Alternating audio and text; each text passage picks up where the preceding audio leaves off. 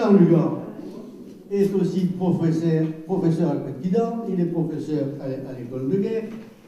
Il anime, je cite, l'Afrique réelle, et ce site, l'Afrique réelle, vient de fêter, excusez du peu, son millionième visiteur. Voilà, unique, bien unique, bien sûr. Quand on parle de blog ou de site, on parle toujours en visiteur unique. Voilà. Bon, donc, sous la pression populaire, je suis obligé de lui passer la parole.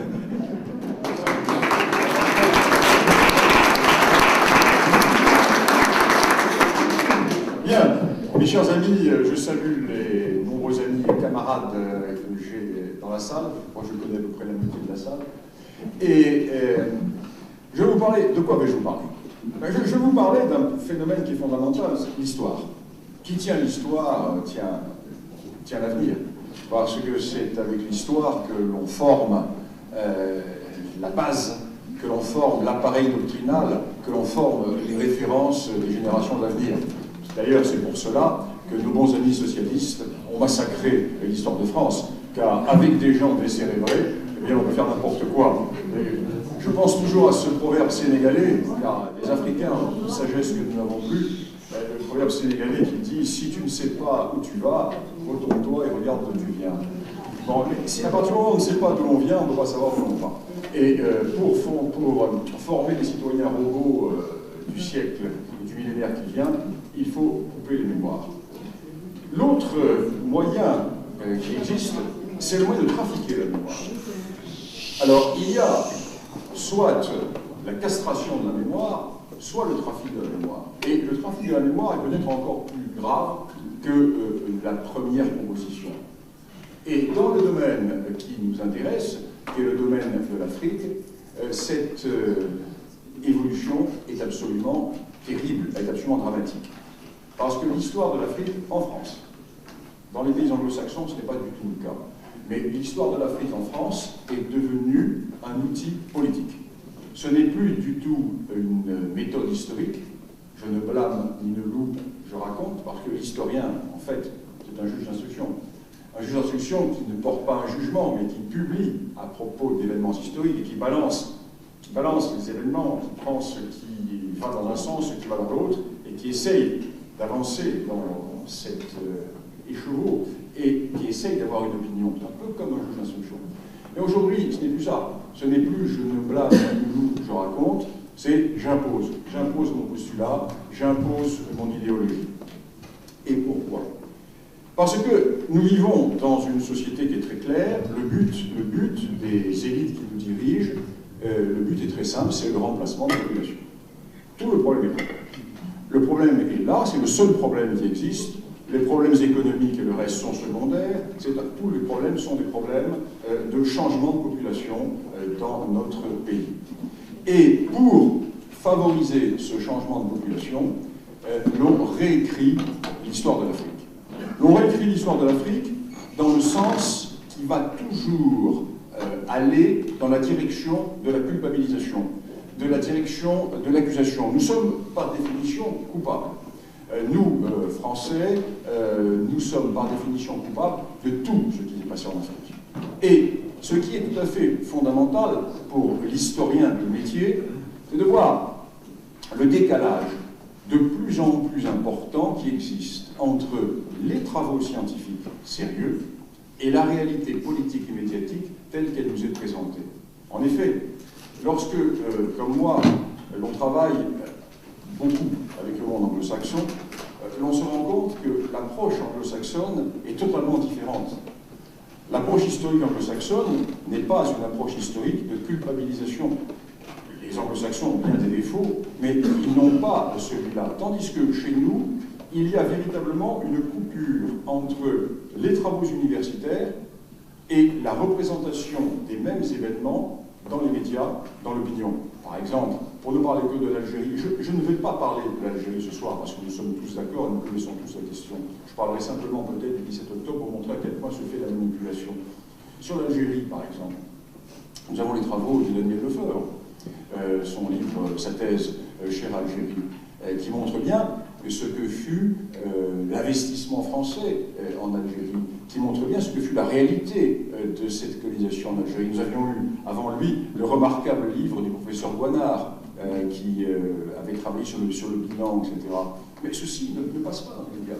L'idée qui apparaît en permanence, c'est celle de la reconnaissance, de la culpabilité, ou de la responsabilité, ou des actions que nous aurions pu commettre ici ou là.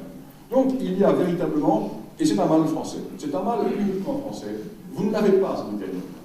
Moi qui fréquente beaucoup les universitaires étrangers, ceci n'existe pas en Italie, ceci n'existe pas en Suisse, ceci n'existe pas en Belgique, ceci n'existe pas du tout en Grande-Bretagne, pas du tout aux États-Unis, c'est en France, c'est une maladie française, totalement française.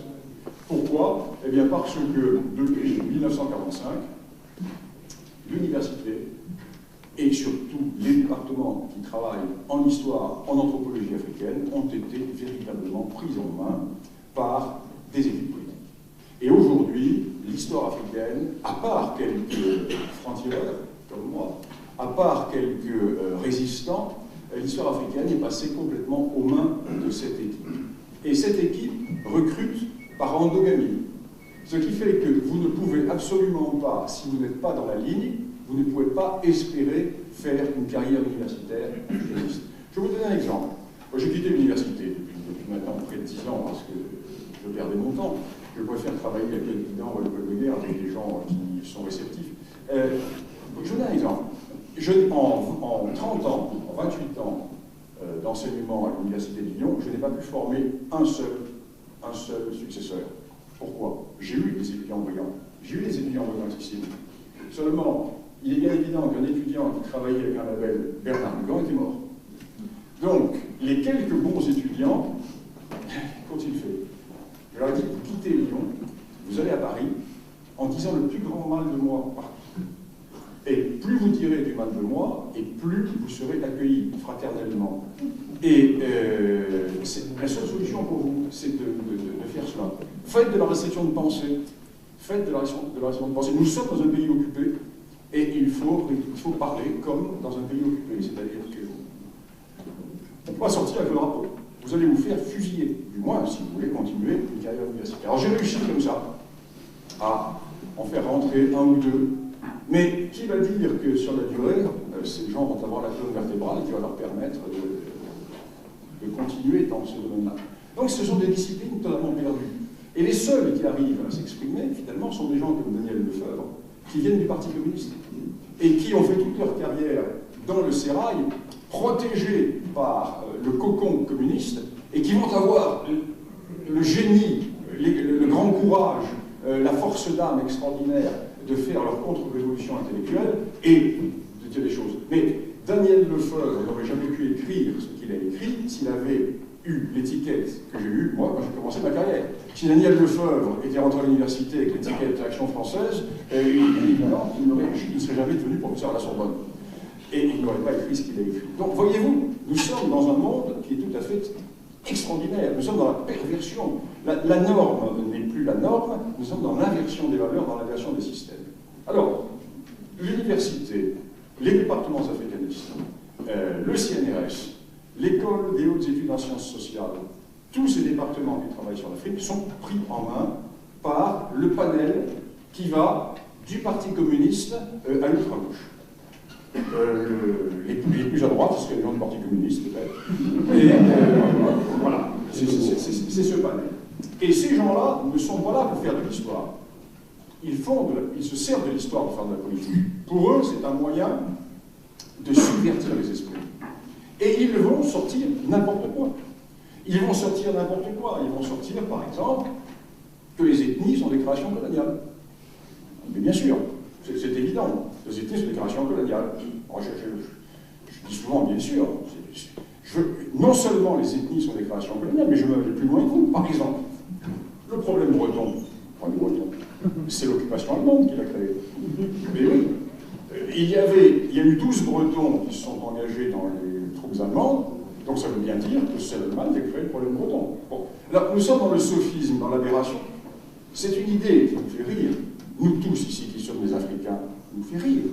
Comment peut-on soutenir l'idée selon laquelle les ethnies sont des créations coloniales? Mais officiellement d'enseigner à l'école des hautes études en sciences sociales. les chefs de département qui s'appellent Jean-Louis Amsel et Jean-Pierre Chrétien soutiennent cette idée. Les Tutsis et les Hutus sont des créations coloniales.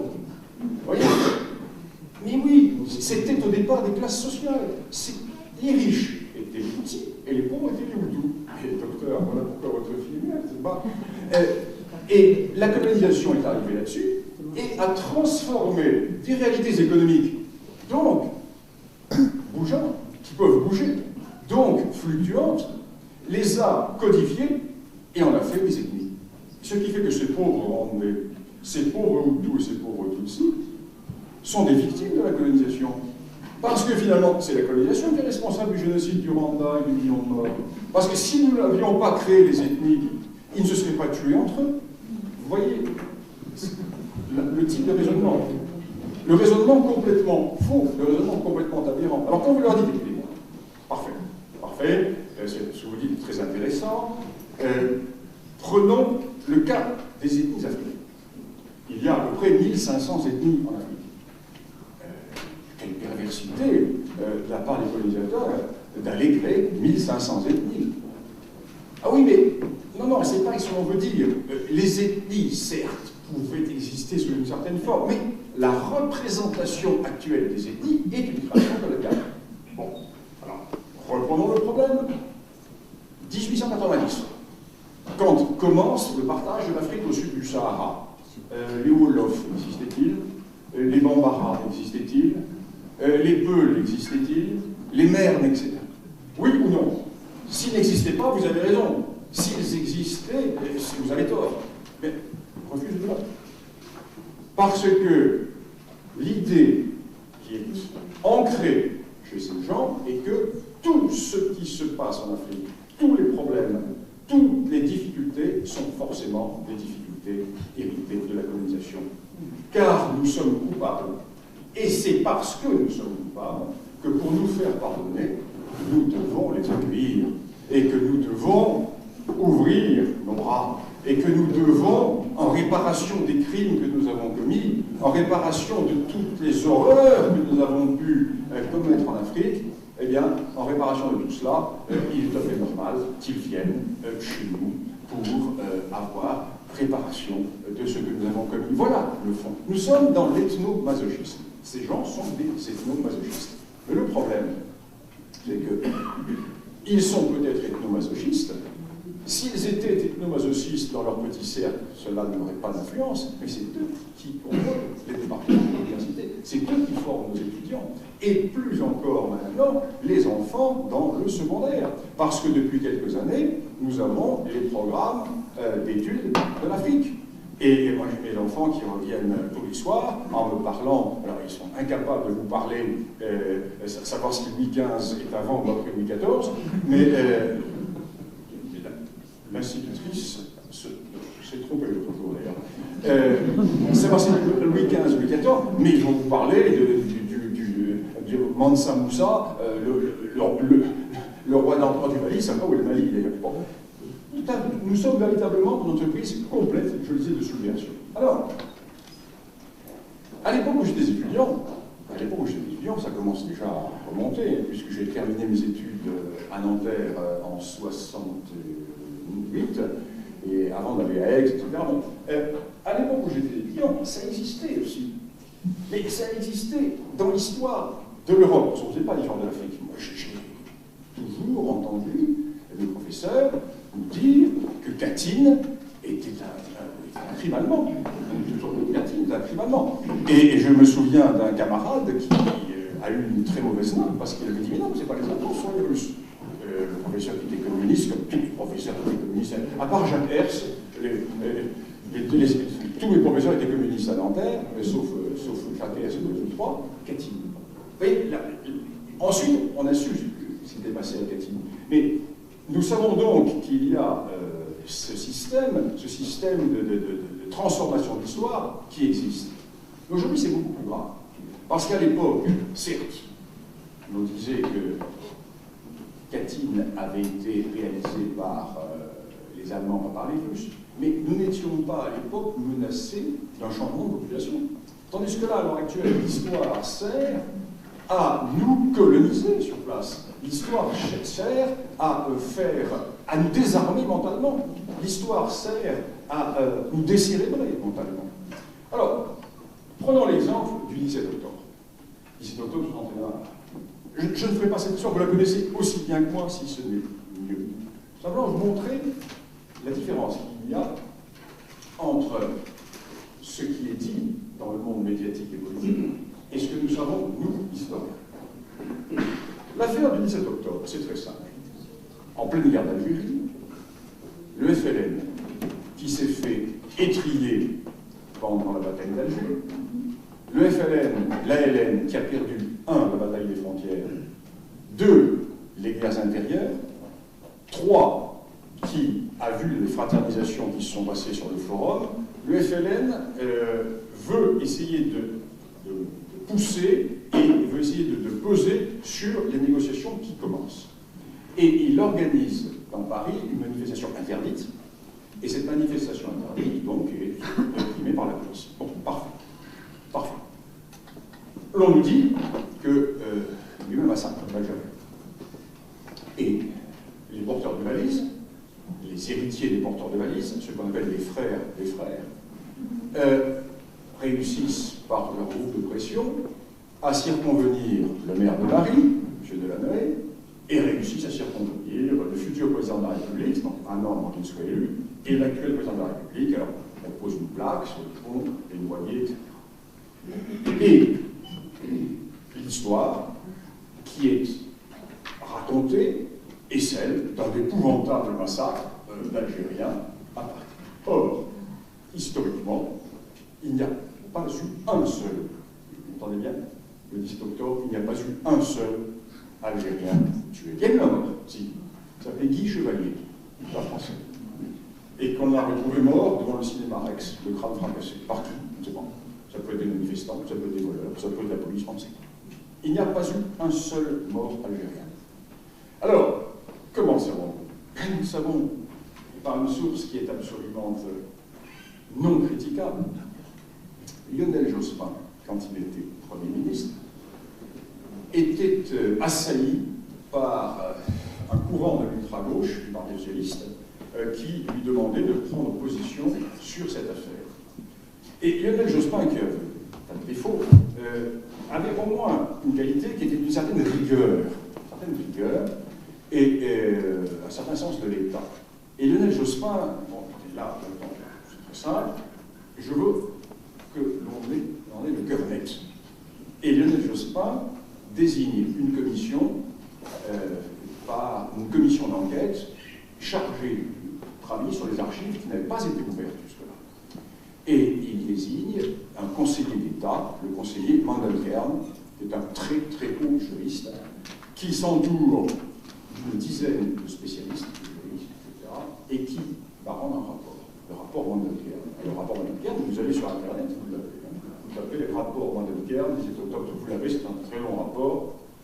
Vous imaginez le rapport fait par un conseiller d'État, le sérieux de ce rapport. Et le rapport Mandelkern donne 5 morts. Pas le 17 octobre, pas le 17 octobre. Il donne des morts 2 jours avant, 2 jours après. Et les 5 morts qui sont donnés dans le rapport Mandelkern sont parfaitement localisés. On sait comment ils sont morts. 2 écrasés par des voitures, 2 qui ont été tués par la police alors qu'ils tentaient de s'échapper du stade de Colombes où ils étaient gardés, et un 5e qui a pu être tabassé et qui est mort dans le garde de police. Aucun lien avec la manifestation du 17 octobre. Donc nous avons véritablement un rapport qui est irréfutable. Des historiens ont travaillé sur la question. Et ils ont travaillé sur d'autres sources qui sont, elles, absolument irréfutables également, sont les archives de la morgue de Paris. Vous avez l'idée d'aller travailler sur les archives de la morgue de Paris. Et la morgue de Paris tient ces archives. Bien, le 17 octobre. Et le 18 octobre. Alors qu'on nous dit que les guerres civiles dans Paris, qu'on fusillait les Algériens de tous les côtés, pas un seul cadavre n'est montré à la morgue de Paris. Et tous les chiffres qui vous sont donnés, alors on dit oui, il y a eu 34 morts, il y a eu 50 morts, il y a eu 60 morts, tous les chiffres, d'où viennent-ils ces chiffres? Eh bien, ils viennent d'une manipulation des archives de la morgue.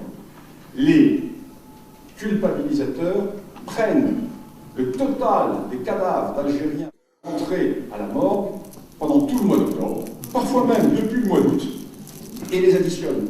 Donc ils prennent les cadavres entrés avant la manifestation, et ils prennent les cadavres entrés 8 jours ou 10 jours après la manifestation. Or, des enquêtes ont été faites sur chacun de ces morts, parce que la France est un état de droit, et chaque fois qu'un cadavre entrait à la morgue, il y avait une enquête judiciaire pour savoir d'où il venait.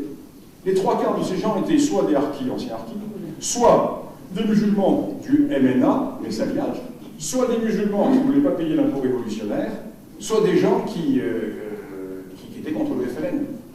Et 98% des noyés, il n'y a pas eu un seul noyé le 10 octobre. En revanche, il y a eu des centaines de noyés faits par le FLN. Ce qu'on a trouvé au barrage de Besançon, etc. Et des études ont été faites sur chacun de ces noyés.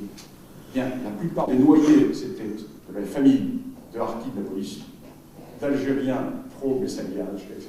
Eh bien, voilà le décalage qu'il y a entre la réalité scientifique et ce qui nous est présenté dans les médias. Ce qui fait que le président Hollande sait très bien, il le sait très bien, parce qu'il a lu le rapport, enfin, moi ses conseillers l'ont lu, le rapport Van der Kern, ils ont lu les rapports, les études qui ont été faites là-dessus. Et nous sommes donc en présence, là, d'un cas particulièrement typique de la différence qui existe entre la réalité historique et l'image qui nous est présentée dans les médias. Alors, bien entendu, il y a toujours eu des manipulations historiques. Mais la manipulation historique qui se produit dans le cas précis est une manipulation qui est faite dans un but politique précis. Nous désarmer, nous décérébrer. Nous ne pouvons pas lutter contre eux. Nous leur avons fait tellement de mal.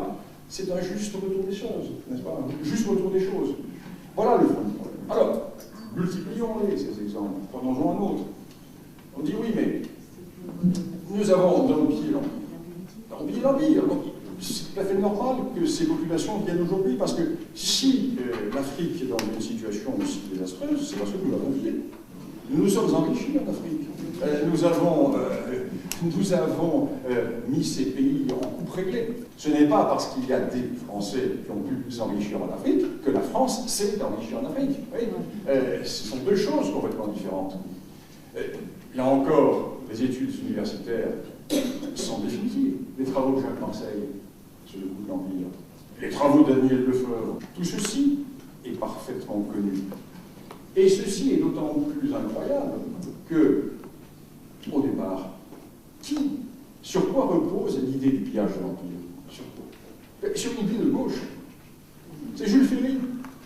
Parce que Jules Ferry, qui est le père de la colonisation, Jules Ferry qui n'est même pas un homme de droite, Jules Ferry, qui est le père de la colonisation, veut attirer des capitaux en Afrique.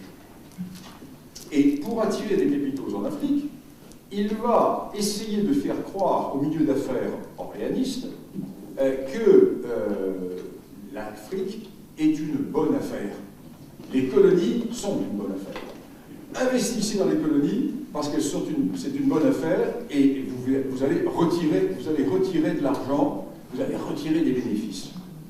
Et c'est sur cette idée qu'il y a généalogie qui existe. Or, que s'est-il passé? Mais il s'est passé que Jules Ferry s'est totalement trompé. Pourquoi?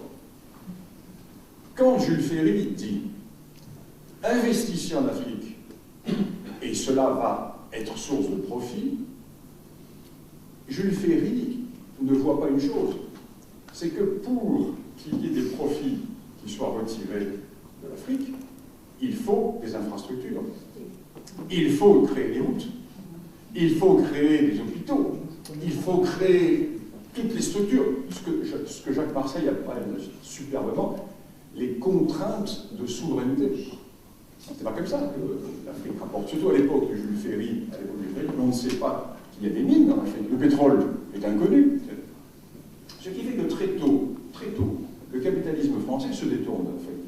Dès 1914, le capitalisme français n'investit pas en Afrique, dans certains petits secteurs immédiatement rentables, qui vont être des secteurs marchands immédiatement rentables. Et ces secteurs marchands immédiatement rentables ne sont pas des secteurs qui permettent la mise en valeur du pays. Ce qui fait que la France se retrouve, dès avant 14, et encore plus au lendemain de la guerre de 14, avec sur les bras un gigantesque empire duquel se détournent les milieux d'affaires. Ce qui fait que c'est l'État français qui va se substituer aux milieux d'affaires. Et qui va développer l'Afrique? Qui va créer des ponts? Qui va créer des routes, des aéroports, des hôpitaux, des voies de chemin de fer, etc., etc. Les impôts de nos grands-parents et de nos grands-parents. Car ce sont les emprunts qui sont faits en France, ce sont les impôts des Français qui vont se substituer au capitalisme défaillant. Parce que l'Afrique est complètement en dehors du circuit économique français. Le capital français est sur 100, dans une valeur 100, entre les deux guerres, il y a un qui est investi en Afrique. Et avant 14, le capital français investit plus en Turquie que dans la totalité de l'empire colonial français, Indochine mis à part, qui est un cas particulier, qui est un cas qui est différent. Voilà la réalité. Ce qui fait que, où est le pillage colonial? Et ceci va aller jusqu'au bout. Dans les années 1950, la France sort de la Deuxième Guerre mondiale. Exemple, il faut tout reconstruire. Il faut refaire les voies ferrées, il faut refaire les routes, il faut refaire les usines, il faut tout refaire.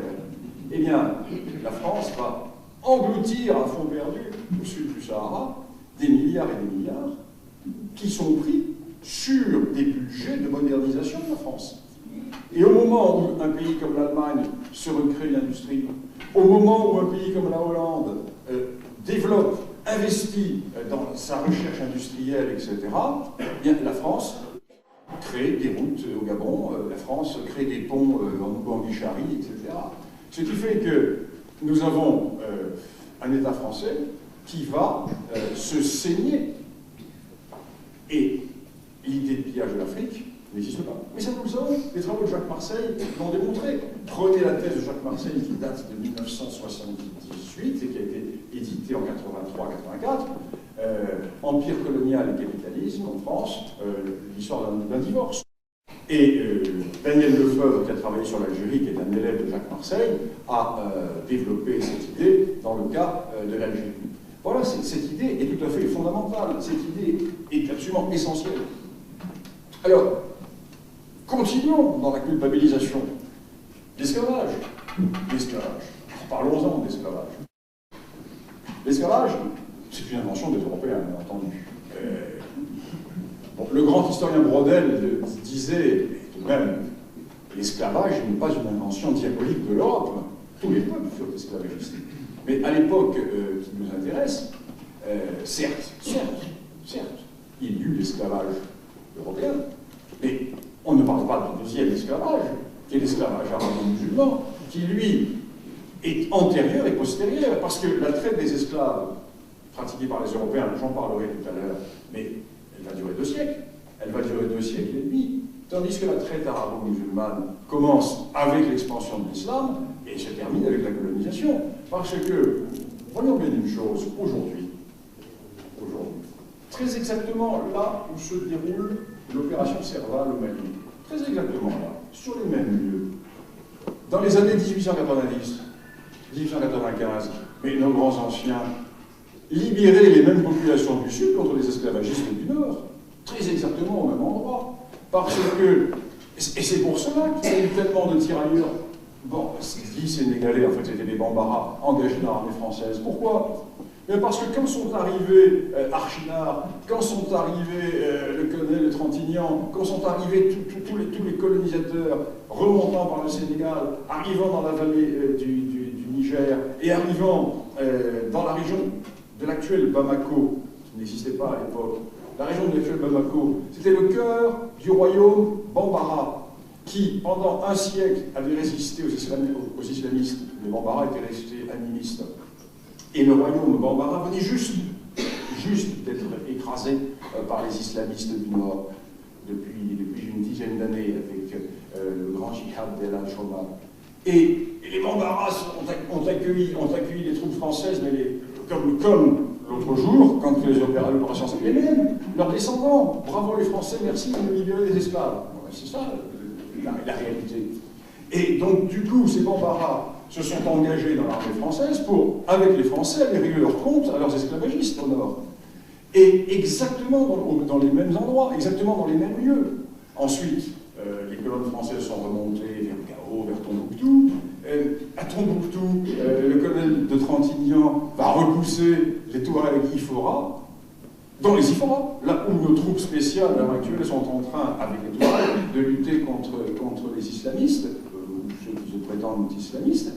Et tout cela pour libérer les populations du fleuve qui étaient réduites en quasi-esclavage. Donc l'histoire se répète toujours. Donc on oublie cet esclavage. On oublie que la colonisation y a mis un terme. Alors revenons à cette traite des esclaves. Nous sommes coupables, il n'y a qu'un seul esclavage. Madame Taubira, lorsqu'elle a fait voter sa loi, elle était condamnée. Et je cite la phrase exacte dans mon livre, je ne l'ai pas de mémoire, mais je la cite exactement, je la cite à peu près. Je pose la question, mais le journaliste pose la question, interview qu'elle a donnée au Point. C'est extraordinaire. J'ai retrouvé ça, je l'ai publié. Donc, quand cette loi est sortie, le loi Taubira était tout à l'heure. Mais pourquoi ne parlons-nous que de la traite européenne et la traite musulmane?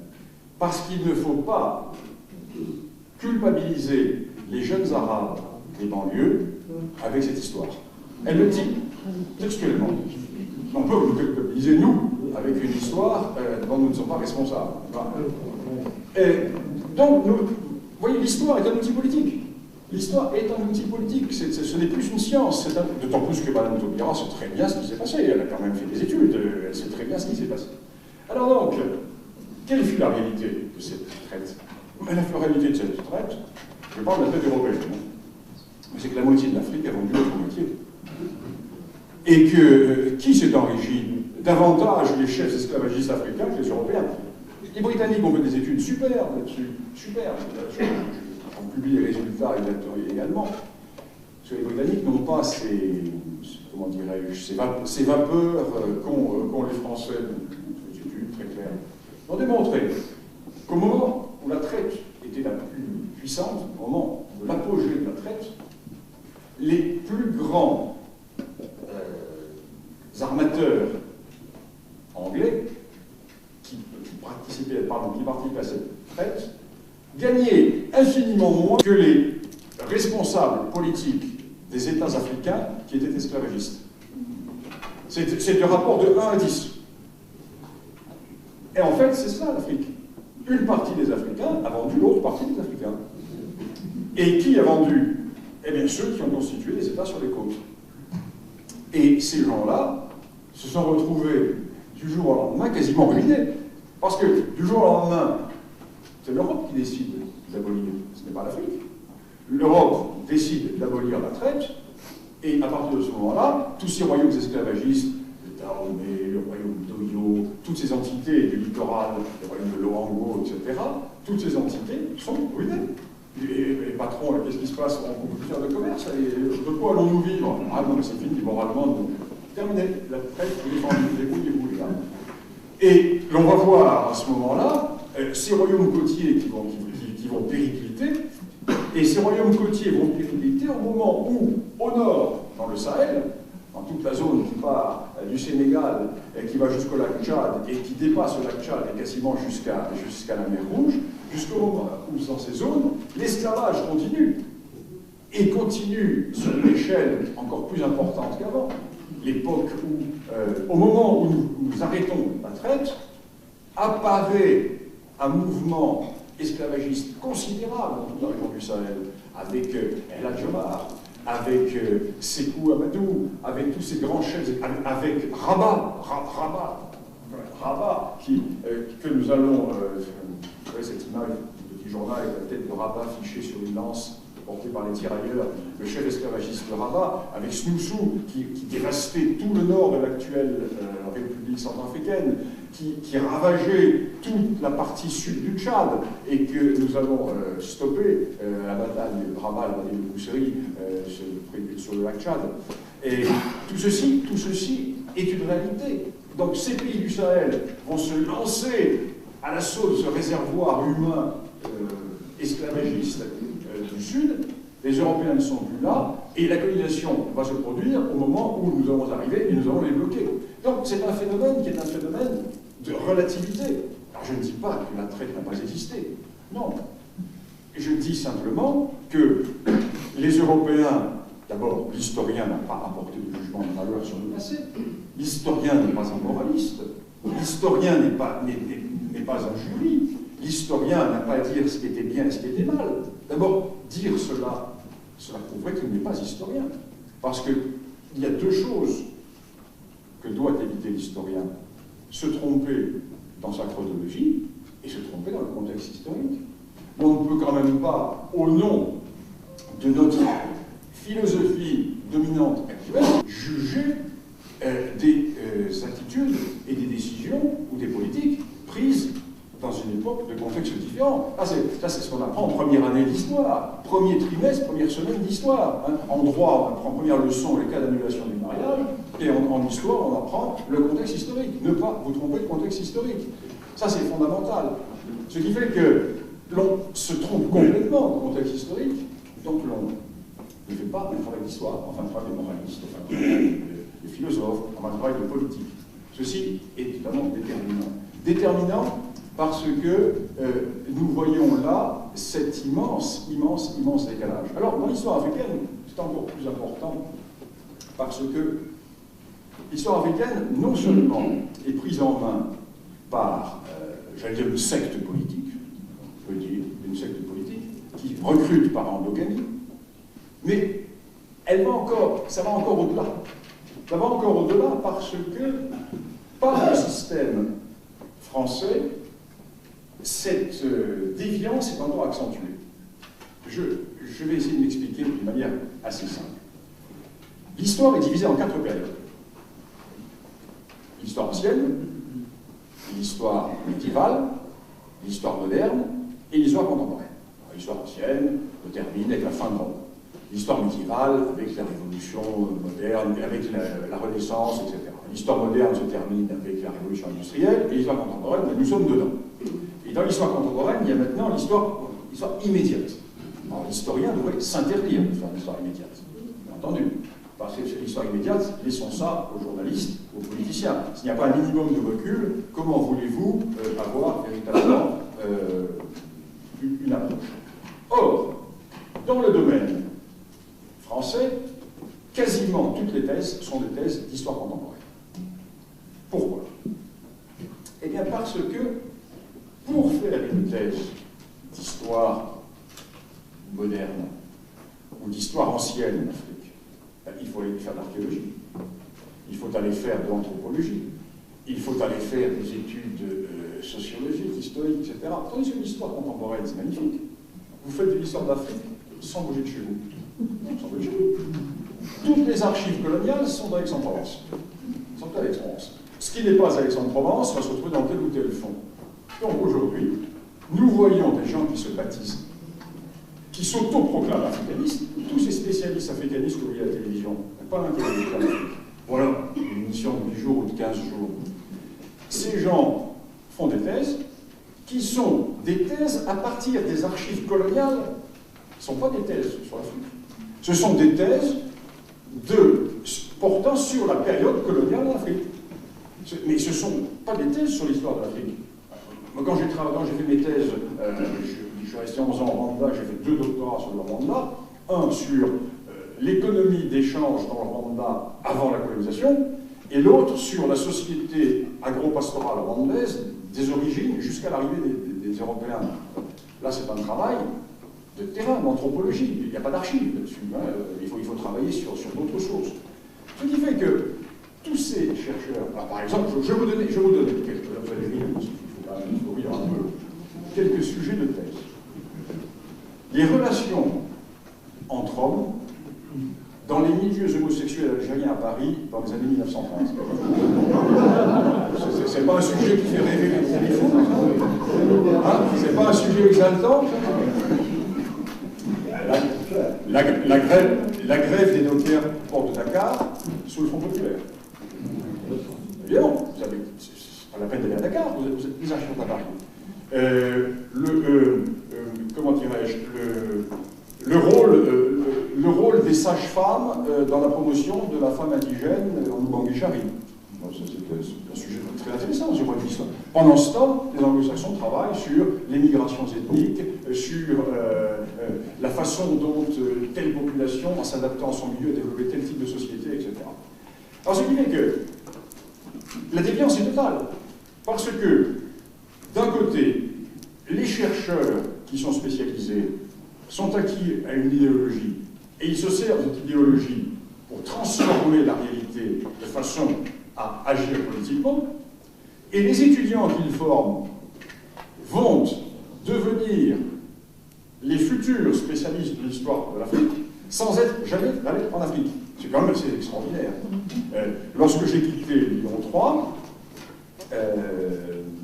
j'ai été remplacé, il y a eu une trentaine de candidats sur mon poste, et sur ces 30 candidats, il y avait 27 ou 28 titulaires de thèse sur l'Afrique, et thèses africaines, des thèses bien sûr. Et sur ces thèses, il n'y en a pas un qui avait passé plus d'un mois en Afrique. Pas un. C'est-à-dire que c'était des maîtrises. Donc c'est pas une thèse. On appelait ce qu'à mon temps, on appelait une maîtrise, c'est pas une thèse. Et ces gens-là sont des africanistes. Ce qui fait, comment voulez-vous que ces gens-là puissent intellectuellement résister au rouleau compresseur et aux idées reçues qui sont mises en avant? Parce que pour aller prendre à bras-le-corps l'idée selon laquelle les ethnies ne sont pas des créations coloniales, mais qui sont inhérentes à l'Afrique, même s'il y a une évolution sur la population, pour reprendre à bras-le-corps l'idée sur la traite, bon, la traite, traité, nous avons comment dirais-je, des travaux qui ont été faits, mais tout ce qui est contemporain, échappe à la critique. Car ces gens-là ne sont pas formés, et ces gens-là, n'étant pas formés, vont former des gens sous-formés. Donc, moi, c'est vrai, je dis l'université, parce qu'au bout d'un moment, c'est plus possible. Il faut faire travailler des gens intelligents dans l'armée, ou des gens de terrain qui vont sur le terrain, c'est plus possible. Perte de temps. Perte de temps. Quand vous vous retrouvez devant des amphis de licence, le nom de Lyoté doit être écrit au tableau. Le nom de Samori doit être écrit au tableau. Les noms des pays africains, je parle en licence, je ne parle pas des noms de première année, je parle en licence. Quand dans les cours d'agrégation, vous avez des gens qui vous regardent avec des yeux de merlanfrie quand vous prononcez le nom de Bismarck, vous dites qu'il y a un problème. Bon, alors je perds mon temps, hein, je peux faire autre chose, on se salue, au revoir, on démonte et on fait autre chose. Et donc, voilà cette réalité. Alors ceci est fondamental. Alors c'est pour ça que j'ai écrit ce petit livre qui reprend les grands mythes des informations de l'histoire africaine en les réfutant. Mais en les réfutant d'une manière universitaire. Non pas comme certains journalistes qui vont prendre tel ou tel fait, qui vont le simplifier en pompant, en ne comprenant pas très bien ce qu'ont écrit les spécialistes et qui vont faire des petits essais qui vont bien se vendre. Non. Moi, je fais le bilan des études universitaires, c'est-à-dire que je travaille sur le monde anglo-saxon, avec les thèses qui sortent dans le monde anglo-saxon, et je les rends d'une manière lisible pour un grand public. Donc, c'est un manuel de réputation. Voilà. Ah. Ceci étant, je ne vais pas vous parler de cuisine africaniste et de cuisine historique africaniste, parce que cela vous lasserait. Prenons un exemple contemporain pour changer de sujet. Est-ce que je peux parler de plusieurs choses? Bon. Alors, le bilan, il y a un sujet qui est intéressant à la réalité de ce qui se passe au Mali. Ça vous intéresse? Alors, la question qui se passe au Mali, c'est une question très simple. Mais c'est une question d'une simplicité. Alors, ceux qui connaissent le Sahel, ici, vont tout de suite le comprendre. Le Sahel, c'est un couloir de passage. C'est un couloir de passage est-ouest, c'est un couloir de passage nord-sud, d'un monde qui met en relation le Sahara et l'Afrique du Nord, et au sud, les savanes et les forêts. Mais le Sahel, qui est une bande étroite, qui fait 3 millions de kilomètres carrés, qui touche 10 ou 11 pays, c'est une bande étroite qui est coupée en deux. Le nord du Sahel n'est pas le sud du Sahel. Le nord du Sahel est totalement pastoral, et le sud du Sahel est agro-pastoral.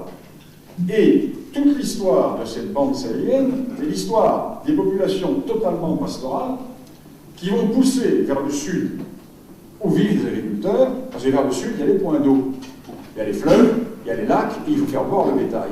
Donc, périodiquement, ils poussent. Et nous avons affaire à deux types de civilisations. Au nord, entre guillemets, les blancs.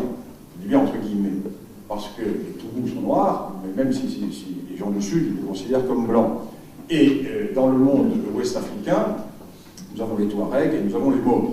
Alors, les Touaregs ne sont pas les seuls habitants du Sahara. C'est une aberration. Les Touaregs vivent dans la partie centrale du Sahara. Et dans le nord du Mali actuel, les Touaregs n'occupent que la partie est du nord du Mali. Toute la partie ouest est arabe, enfin les Maures. Enfin, les Maures, qui sont essentiellement eux aussi des Berbères, mais qui ont été arabisés il y a tellement longtemps qu'ils sont arabes. Les trois quarts des habitants sont berbères et s'imaginent être arabes. Parce que lorsque leurs ancêtres se sont convertis à l'islam, ils sont rentrés dans les Kabylas arabes. C'était le principe, hein, pour montrer qu'on avait des origines lointaines qui rattachaient aux tribus héroïques du temps du prophète. On se rattachait à ces généalogies-là. Et quand on étudie bien les généalogies des familles en Algérie, et on voit, et au Maroc, on voit bien à quel moment s'est faite la manipulation de généalogie. On sort de la généalogie berbère et on rentre dans une généalogie arabe. Bon. Bien, ce phénomène est fondamental. Fondamental. On le retrouve dans toute cette zone. Et toute la partie ouest est une partie du mot arabe. Et traditionnellement, ce monde sahélien, donc l'actuel Mali, l'ancien Soudan français, ce monde sahélien a connu deux phases. Des phases pendant lesquelles les peuples noirs du Sud ont constitué des royaumes, le royaume de Ghana, le royaume du Mali, le royaume de Songhai, et quand ces royaumes existaient, ils réussissaient à tenir éloignés du fleuve les Touaregs et les Maures, soit par une force militaire, soit parce qu'ils les achetaient, soit parce qu'ils avaient avec eux des rapports d'ordre économique. Et chaque fois que ces royaumes noirs se limitaient, les populations du nord descendaient vers le sud. Et ces populations du nord descendaient vers le sud, et le phénomène s'accélère au XVIe siècle, quand le dernier grand royaume de la boucle du Niger, qui est l'empire Songhai, du nom de la population éponyme, les Songhai, est attaqué. Alors là, par une expédition étonnante, vous en avez sûrement entendu parler, mais je fais une parenthèse là-dessus, c'est étonnant, l'expédition marocaine de Tombouctou. Avez-vous entendu parler de l'expédition marocaine de Tombouctou? Le sultan du Maroc, qui commerce avec l'empire Songhai, qui commerce avec cette région de l'Ouest africain, ne voit plus d'or arriver. Et l'or ne traverse plus le Sahara à destination du Maroc. Pourquoi? Parce qu'entre-temps, les Portugais ont découvert l'Afrique, les Portugais se sont installés sur le littoral de l'Afrique de l'Ouest, et les zones de production d'or qui sont dans le sud de la Guinée et dans le sud du Sénégal actuel vont se détourner vers le littoral. Et il est bien plus intéressant de faire quelques centaines de kilomètres pour arriver jusqu'au port où sont les Portugais, qui transportent le même matériel que les caravanes sahariennes, mais sur de plus grandes quantités et moins chères, que de se livrer à des séries d'intermédiaires qui, pendant des semaines et des semaines, vont acheminer cet or jusque dans le Maghreb et dans le monde méditerranéen. Donc, le commerce de l'Ouest africain est détourné vers le sud, ce qui fait que les royaumes de l'Afrique de l'Ouest, sahéliens, se ruinent. Donc, le sultan du Maroc ne voit pas ça. Il se dit, l'empereur du Songhai ne veut plus commercer avec moi, donc il le somme de reprendre des relations. Et l'empereur du Songhai l'envoie bouler. Et le sultan du Maroc organise une expédition à travers le Sahara, une expédition avec 10 000 hommes. 10 000 hommes dirigés par 8 caïds, sur les 8 caïds, 7 Espagnols. 7 Espagnols convertis à l'islam, les renégats, ce qu'on appelle les renégats. Et la plupart des troupes d'élite qui vont composer cette expédition, les Espagnols également, convertis à l'islam. À l'époque, on passait facilement d'un camp à l'autre. L'aventure était belle vers Tombouctou. Et le pacha de Jodéa qui dirige l'expédition est un Espagnol. C'est un Asturien. Et l'expédition arrive dans l'Empire Songhai, évidemment, écrase l'Empire Songhai, et l'Empire Songhai n'existe plus. Les Marocains vont installer un pachalik, donc ils prennent possession du Gao Tombouctou, très exactement là où se passent les événements à l'heure actuelle. Et au bout d'un certain temps, ce pouvoir marocain se relâche, ce qui fait que les Touaregs, qui jusque-là, surtout la tribu des Sifora, dans le cœur, et le massif des Sifora, dont on parle beaucoup en ce moment, parce que la guerre se passe là-dedans, eh bien les Touaregs Ifora, éponymes, vont descendre vers le sud. Et ils vont s'installer, piller toute la zone de la boucle du Niger, jusqu'au moment où va arriver la colonisation qui va rétablir d'autres rapports et inverser les rapports. Voilà la longue durée. Dans cette longue durée, il est bien évident que les événements, car nous sommes en Afrique, il y a une mémoire historique. Une mémoire historique. Alors, historique, c'est-à-dire que, par exemple, dans l'Afrique de l'Est, dans toute l'Afrique de l'Est, l'Afrique centrale, la notion de chronologie du passé n'est pas la même que chez nous. Par exemple, en Swahili, hier, c'est Zaman. Mais hier, c'est Zaman, c'est hier.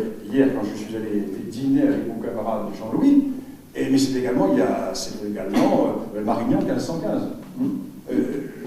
La profondeur de hier, c'est hier. Ce qui fait que il y a une permanence du passé que nous n'avons plus chez nous. Parce que nous vivons, nous, dans un monde où le passé est oublié. Le passé est oublié. C'est un test que je faisais toujours avec mes étudiants, du temps où j'enseignais à Lyon 3, dans l'amphi, au début de l'année, qui est capable ici, dans l'amphi, qui est capable ici de me donner les noms de ses arrière-grands-parents? Les prénoms, je pense qu'il n'y en aura pas beaucoup. Mais qui peut me donner les noms? Il n'y a pas beaucoup. Les noms des arrière-grands-parents. Des arrière-grands-parents. Et avec trois Africains, et vous? Les Africains peuvent le donner tout de suite. Tout de suite. Ils remontaient sur 6-7 générations sans problème. Parce que nous n'avons pas la même conception de la mémoire. Nous n'avons pas la même conception du passé, etc. Pour les Africains, le passé n'est pas le passé, c'est aujourd'hui. Puisque dans la société traditionnelle, les défunts étaient enterrés dans la case. Donc ils vivaient, on restait. La tâche des vivants était de répéter les gestes des défunts, parce que si l'on trahissait les défunts allaient revenir porter un mauvais sort, et le mauvais sort allait être généralisé à l'ensemble du groupe. Donc, si un individu trahissait la coutume, on trahissait les anciens, on trahissait sa lignée, on trahissait son passé, c'était tout le groupe qui allait en pâtir. Donc, des notions qui sont complètement différentes. Ce qui fait que, dans cette affaire du Mali, je reviens au Mali, les événements dont je vous ai parlé tout à l'heure, la traite des esclaves par les musulmans, la conquête par les morts, par les Touaregs, etc., sont des événements d'hier. Et quand le Nord s'est soulevé contre le Sud, les sudistes ont vu cela comme une résurgence des événements d'avant 1890. Et quand les islamistes ont commencé à agir à Tombouctou et à Gao, eh bien, ils ont vu revenir le djihad d'El Hadj Omar. Car le djihad d'El Hadj Omar s'est fait exactement sur les mêmes principes que le Moujao et Ansar Eddine. Quelle est la constante islamique sahélienne? Elle est très simple. L'islam sahélien est un islam qui est fortement teinté de paganisme. Le vieux fond païen est toujours là. Et la pensée africaine est une pensée agglomérante. De même que le christianisme africain est très largement... les sources païennes sont encore très largement présentes. Et ceci est consubstantiel à la philosophie africaine. Ce qui fait que, périodiquement, chez les musulmans, l'idée est apparue selon laquelle l'islam africain n'est pas le vrai islam. Et il faut le purifier. Donc, tous ces grands djihad qui ont été faits ont été des djihad destinés à ramener l'islam de l'Ouest africain à sa pureté originelle, c'est-à-dire aux origines, ce qu'on appelle des réformistes. Chez nous, quand on parle de réforme, on pense que réforme, c'est une évolution. Tandis que, dans le concept musulman, réforme, ça veut dire retour. Retour à la lecture littérale du Coran. Et quand les islamistes ont commencé à Tombouctou et à Gao à détruire les mausolées, etc., les populations ont ressenti cela comme un retour de ce que la tradition familiale racontait, le retour du djihad vers la Jamaïque. Donc, retour à une longue histoire. Alors, dans ces régions, le problème est un problème qui est donc ethno-racial et politique. Parce que nous avons créé un État du Mali qui n'a jamais existé. L'Empire du Mali a existé, mais pas au même endroit, c'est pas la même zone. Et l'État du Mali est un État qui, artificiellement, rassemble les gens du Sud et les gens du Nord, les anciens radieurs et les anciens radiers, les anciens esclaves et les anciens esclavagistes. Comment voulez-vous ça marche? D'autant plus que nous sommes en démocratie. La démocratie, c'est la loi du nombre. La démocratie, c'est l'addition. La démocratie, c'est 1 plus 1 plus 1, il faut 50% plus une voix et on a le pouvoir. Or, les gens du Sud sont infiniment plus nombreux que les gens du Nord. Les sudistes sont 80%, 85%, 90%. Les Touaregs sont 5% au maximum au Mali. Ce qui fait que, en logique démocratique, les Touaregs n'ont absolument aucune chance, je ne parle même pas d'accéder au pouvoir, ils n'ont aucune chance de participer au pouvoir. On sait bien que les Bambara du Sud, qui pendant des siècles ont subi les razzias Touaregs, ne vont pas faire les 12 yeux aux Touaregs. Non, ils vont penser à voler leurs vaches, violer leurs femmes et piquer leurs 4x4. C'est ça le but, la vengeance historique. Ce qui fait que les Touaregs se trouvent dans une situation très claire. Soit ils deviennent les esclaves de leurs anciens esclaves, soit ils se révoltent. Et périodiquement, depuis 1961, 62, 63, quasiment depuis l'indépendance, les Touaregs se révoltent au Niger, au Mali, etc. Jusqu'à présent, ces révoltes étaient des révoltes qui s'arrêtaient au bout d'un moment. Les dernières s'étaient arrêtées parce que le colonel Kadhafi les avait calmés, avait joué l'intermédiaire, avait réussi à les calmer. Et le fait nouveau, c'est que les islamistes sont rentrés dans le jeu. Alors, il n'y a pas de danger islamiste. L'islamisme dans cette région, c'est la surinfection de la plaie. Mais la plaie existe avant. L'islamisme va se mettre dans une plaie. C'est la surinfection de la plaie. Mais ce qui crée la plaie, c'est l'opposition ethno-raciale entre les nordistes et les sudistes. Et les islamistes vont profiter avec opportunisme du soulèvement pour prendre petit à petit le contrôle de la zone et pour évincer les Touaregs. Les Touaregs vont se retrouver sans armes, sans munitions, sans essence. Et ils vont se faire évincer par les islamistes. Et les Touaregs vont se réfugier sur la frontière algérienne et où ils vont tenir une petite zone prêts à passer en Algérie en cas de problème. Jusqu'au moment où a lieu l'intervention française qui rechange complètement les cartes, qui rebat complètement les cartes, dans la mesure où les islamistes sont en phase d'éradication, les Touaregs reprennent le poil de la bête. Oui, mais alors, là commencent les choses sérieuses. Et là commence le gros problème auquel nos autorités politiques n'ont pas directement pensé. Et d'où ce problème? 1. Les sudistes qui nous ont accueillis comme des libérateurs vont se retourner contre nous. Comme en Côte d'Ivoire. Gbagbo a oublié que c'était l'armée française qui l'avait sauvé quand il y avait eu la descente des nordistes et que l'armée française était interposée. Dans un premier temps, il a été sauvé par cela. Comment les nordistes ont fait une bouchée de sa gendarmerie. Et ensuite, Gbagbo va se retourner contre les Français en avez-vous empêché de reconquérir le Nord? Et là, il va se passer exactement la même chose.